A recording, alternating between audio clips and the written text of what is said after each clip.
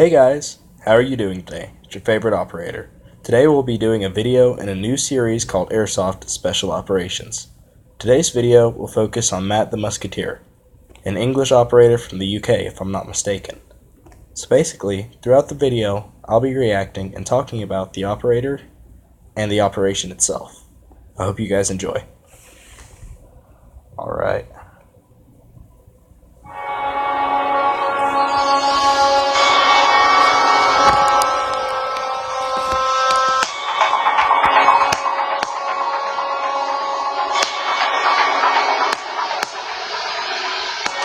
Pushing up straight ahead on the ridge. Hey guys, and welcome back to episode 3 of Operation Sledgehammer. I want to thank you for all the awesome support and comments on the series so far. I got a few of you guys asking for the videos to be a little bit longer, so today I have over a 10-minute video for you guys with firefights, grenades, RPG. Okay, I already like this guy. I noticed right off the bat he has a lot of fan support, and for a good reason. Mainly because he's really conscious about his fans. He's always, complying to what they're asking, and he seems to truly be thankful for all the support he's getting, and I appreciate that in an operator. Night raids, so hopefully you guys can sit back and enjoy the episode. Now, after the success of our attack in episode 2, which if you haven't seen, I will leave linked in the description below, we headed back to our side of the village for some rest and some reloading before getting back out into the village and taking the fight to the enemy.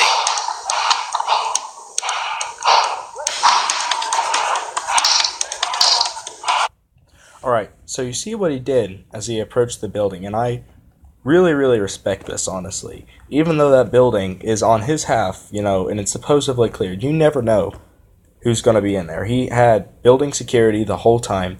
Even approaching a building he suspected was clear, he still checked the windows and still approached it cautiously, and that is something very important most operators just take for granted.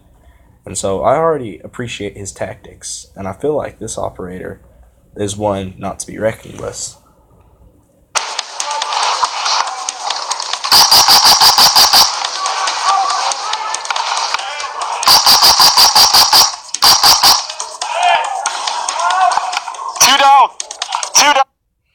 So it looks like he's using an Amoeba 14 model M4 type. Shot maybe 150 yards out, maybe more. Honestly, he's the only one I see pushing right now, which is another big plus. I mean, I don't know where his team is. That could be a good thing or a bad thing. But I already respect this operator a lot. Oh.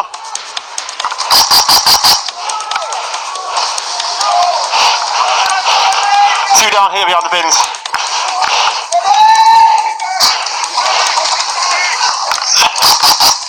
Now at this point I realise there's almost an entire enemy squad bunched up to the left hand side hiding behind the pub. So if we can get a grenade in there, we might be able to get those guys out.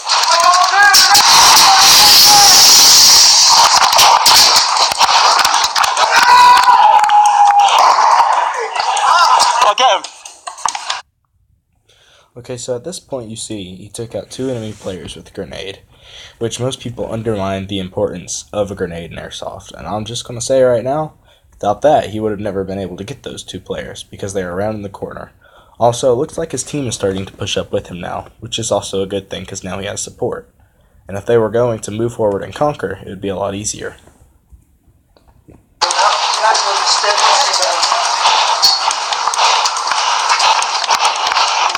Now after keeping those guys pinned down behind the pub, I fall back to try and find reinforcements so we can try and get these guys out.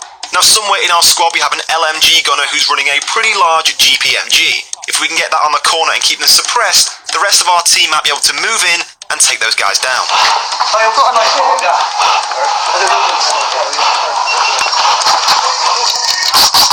So it looks like he's trying to find the MG guy to do a sub-objective to keep the enemy pinned down at certain locations, so his team may move forward in advance and clear out the houses in front of him, including the pub.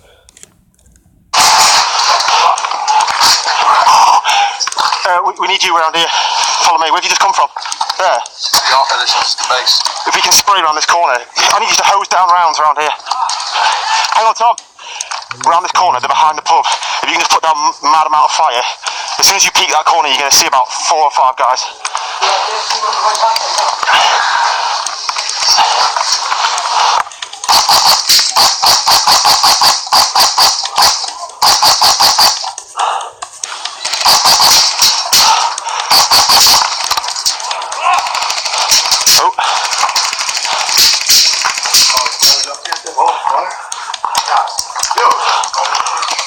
Left the floor.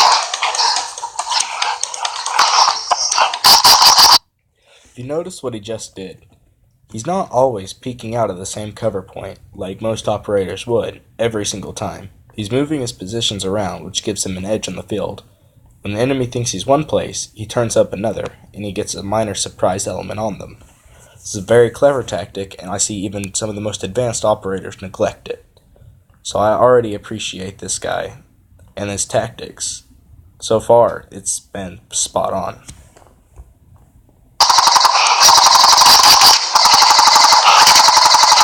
Moving, I can hear rounds hitting that. Oh, that might be you actually. Try and take one of these guys out on the left, and then we'll move to the next building. Oh, hit! Medic! Now at this event, if you take a hit, you just put your hand up and call for a squad mate, and anyone in your squad can come across and take the tourniquet from your pocket, strap it round your arm, and you're back in the fight again. Now if you're hit a second time, that would need the actual medic from your squad to come across and give you an IV, which in this case was just drinking a small bottle of water. Once you've drank that, you're back in the fight again. Don't say this. Left window. Okay, so I really like this medic system they're doing, and I wish we had more of this in the US, and they probably do somewhere. But most of the milsims and the events in total I go to use an IFAC system for the most part. The first 2 times you're hit, you can get buddy aided with your IFAC or infantry first aid kit. Third time you're hit, you have to have a medic come and either give you a bottle of water or tie a string 3 times around your jacket, which simulates the time it would take to do a quick medic.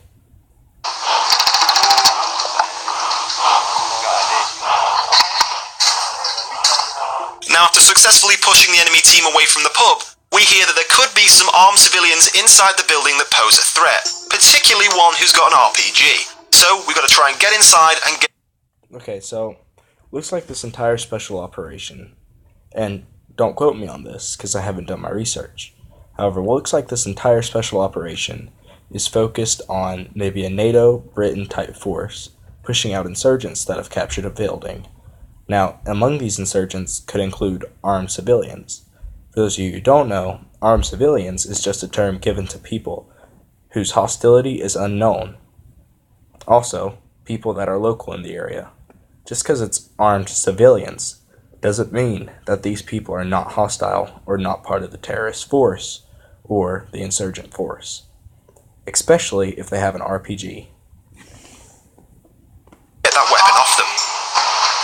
What do you say?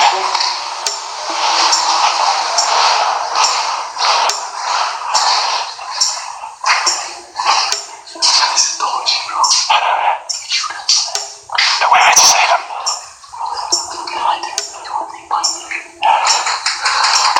I'm gonna go right.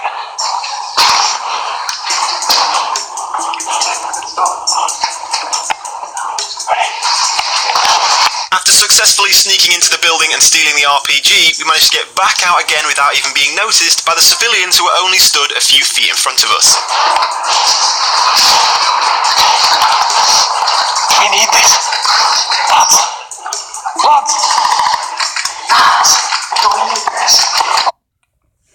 So those of you that are frequent players or play at larger Milsim events will know that any type of rocket-propelled grenade or 40mm or any type of launcher system, anything with any type of anti-vehicle, anti-personnel, will be very, very big of an advantage for any player who has it, simply because you can take out large groups of enemies or vehicles with one single hit, which is a huge advantage, something most weapons aren't comparable to. What do you do with this thing? Cross your eyes.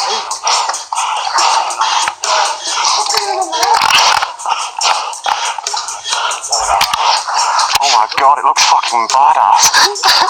Now, as any of you guys would probably do, once you've stolen yourself an RPG, you can't just put it down and walk away. You do have to have a little play because, of course, it is a very cool looking piece of kit. Fire? Or a prop?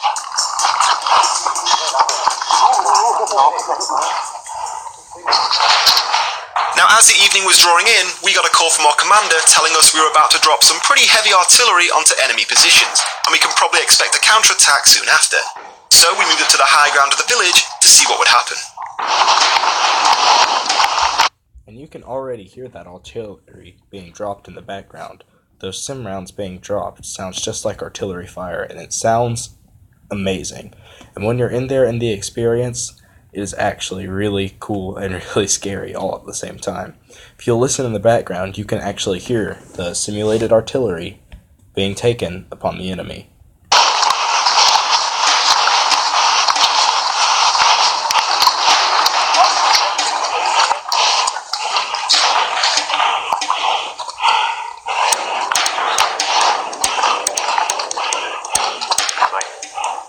There's a guy was just march up here, Bergen. Whoa!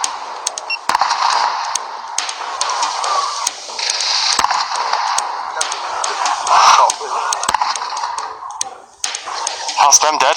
And just as we expected, soon after the artillery strike, enemy forces tried to move up through the village to try and take our position up by the church. Players pushing up, straight ahead, on the ridge! Fuck.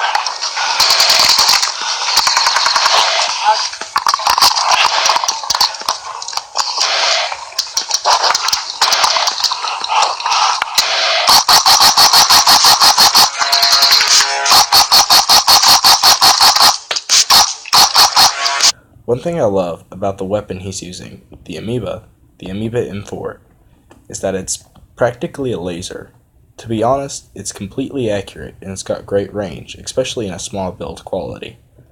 Now, the quality of the weapon itself is actually very, very, very nice. Even though it is a smaller package, its accuracy, as you can see by its kill, is incomparable to most M4s.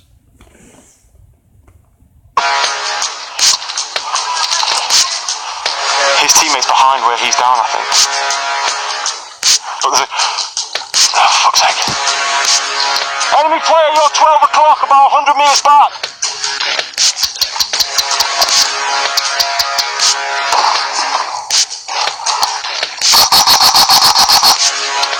He's about to throw a smoke anyway, look.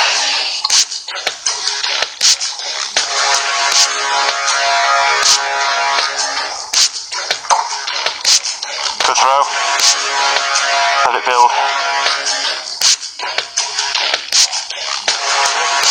Now.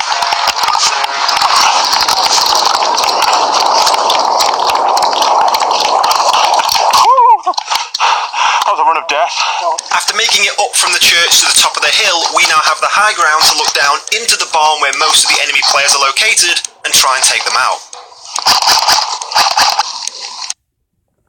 Okay, so what it looks like here is that even though it said Night Raid on the title and in the beginning of the video, the enemy is actually the one with the counterattack after being bombed. And what it looks like is they're having to push them back. So even though the enemy is counterattacking, he said Night Raid because he's the one that has to push them back, him and his team. Instead of a full-on assault, it's more of a defensive counter-assault to the counter-assault.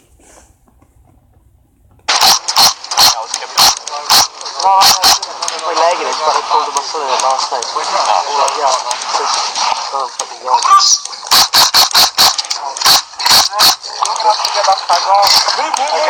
If you can get a tag on that barn, you've got some kills. Back next to the tree.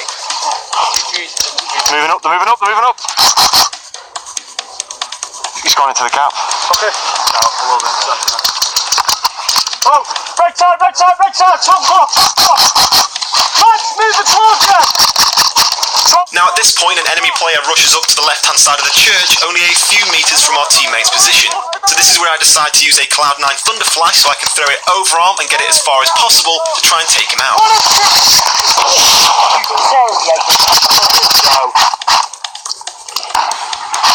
No! Nice fucking grenade kill. Good. Lads, what's our left? Yeah, we got solid. Let's go, lads. Let's go.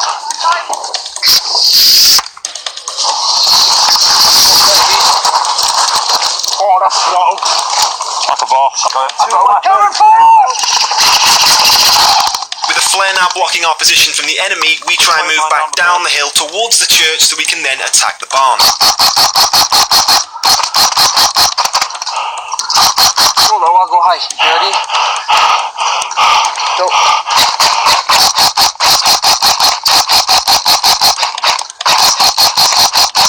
Tell me we had it from there. Right.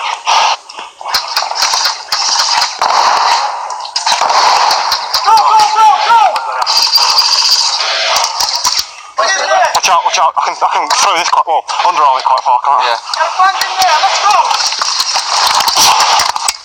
Hit! Which right, there you go. There, thingy. With our forces now stacked up against the edge of the barn, it was now or never to try and push in and wipe these players out to try and win ourselves the fight.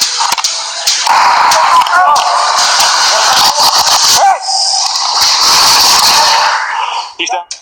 And with that second hit and no team medic in sight, that was me out of the fight. So I hope you guys did enjoy today's video. If so, don't forget to leave a like and a comment below. And of course, stay tuned for episode 4 coming very, very soon. But in the meantime, guys, thank you for watching. I'll see you soon. Alright, so that is Matt the Musketeer. Honestly, guys, I saw very few little flaws in any of his gameplay. His tactics and his just overall awareness is spot on. Also, a great weapon like the M4 Amoeba helps. Thank you guys for joining us today. Please like, subscribe, you'll be doing me a big favor, and keep posted. Put on the notifications to get more on this series.